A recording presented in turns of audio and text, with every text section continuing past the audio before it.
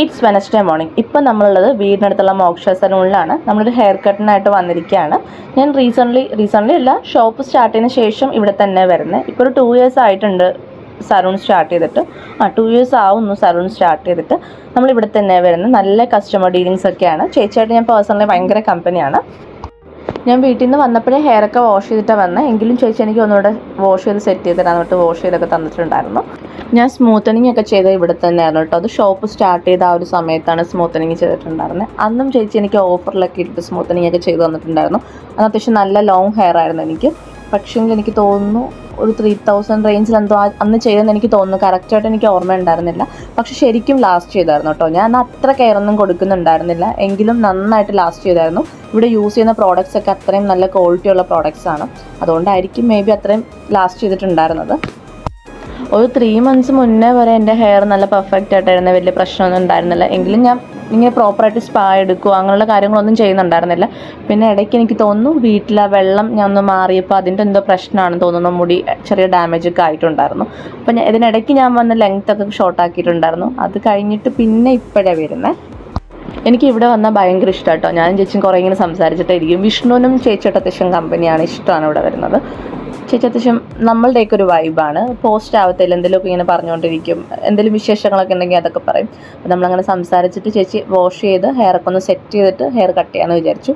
പക്ഷേ എനിക്കിങ്ങനെ വൃത്തിയാക്കി വന്നപ്പോഴത്തേക്കും എനിക്ക് തോന്നുന്നു ലെങ്ത്ത് കുറയ്ക്കേണ്ടായിരുന്നു എന്ന് എനിക്കിങ്ങനെ തോന്നുന്നു. പക്ഷേ തീരെ താഴ്പോട്ട് വരുമ്പോഴത്തേക്കും ഒട്ടും തിക്നെസ് ഉണ്ടായിരുന്നില്ല, വല്ലാണ്ട് കിടക്കുമായിരുന്നു. ചേച്ചിയാണെങ്കിലും പറഞ്ഞു ഹെയർ ഒരുപാട് അങ്ങ് കട്ട് ചെയ്ത് കളയണ്ട, ജസ്റ്റ് കുറച്ചൊന്ന് യു പോലെ എന്തെങ്കിലും കട്ട് ചെയ്തിടാം.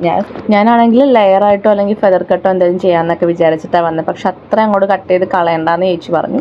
പിന്നെ ചേച്ചി യു പോലെ എന്തോ കട്ട് ചെയ്തിട്ട് വൃത്തിയാക്കി ഇട്ട് തരിക ചെയ്തിട്ടുണ്ടായിരുന്നത്. പക്ഷെ എനിക്ക് ഇഷ്ടപ്പെട്ടിട്ടുണ്ടായിരുന്നു കേട്ടോ. വിച്ചു ആരും ഇവിടെ തന്നെ ഹെയർ കട്ടൊക്കെ ചെയ്യുന്നത്. അത് അപ്പുറത്തെ സെക്ഷനിലാണ്. അവിടെ ഹിന്ദിക്കാരാട്ടോ. അവന്മാർ നന്നായിട്ട് ഹെയറൊക്കെ കട്ട് ചെയ്യും കേട്ടോ. വിച്ചുവിനാണെന്നുണ്ടെങ്കിൽ അവർ കട്ട് ചെയ്താലേ ഇപ്പോൾ സെറ്റ് ആവത്തുള്ളൂ. അത് നന്നായിട്ട് ഹെഡ് മസാജൊക്കെ ചെയ്തു തരും. അതുകൊണ്ട് വിച്ചുവും കൂടുതൽ ഇവിടെയാണ് വരുന്നത്.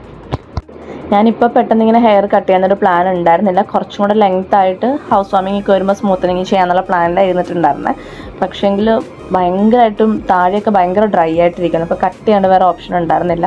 അപ്പോൾ എന്നോട് ഫ്രണ്ട് ഇങ്ങനെ പറഞ്ഞു, നീ ബ്ലോ ഡ്രൈ ചെയ്യും അങ്ങനെ ഓരോന്നൊക്കെ പറഞ്ഞിട്ട് ഞാൻ ചേച്ചിയോടൊക്കെ ഡൗട്ട്സൊക്കെ ചോദിച്ച് ക്ലിയർ ചെയ്യും. ചേച്ചി എന്ത് ചോദിച്ചാലും നമുക്ക് ഓപ്പണായിട്ട് എല്ലാ കാര്യങ്ങളും അറിയാത്ത കാര്യങ്ങളും പറഞ്ഞൊക്കെ തരും കേട്ടോ.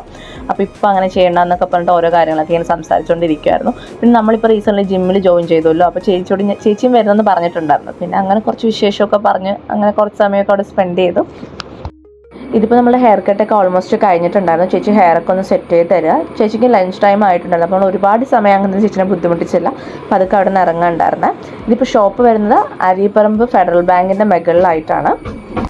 ഇടയ്ക്ക് ഇവിടെ കോംബോ ആയിട്ട് മിക്ക സമയങ്ങളിലും ഓഫറിലൊക്കെ ചേച്ചി ഇങ്ങനെ ഇടാറുണ്ട്. അപ്പോൾ നിങ്ങൾ പേജ് ഫോളോ ചെയ്യുകയാണെന്നുണ്ടെങ്കിൽ അറിയാൻ പറ്റും. മോക്ഷ സലൂൺ എന്നാണ് ഇൻസ്റ്റയിൽ പേജ് ഉണ്ട്.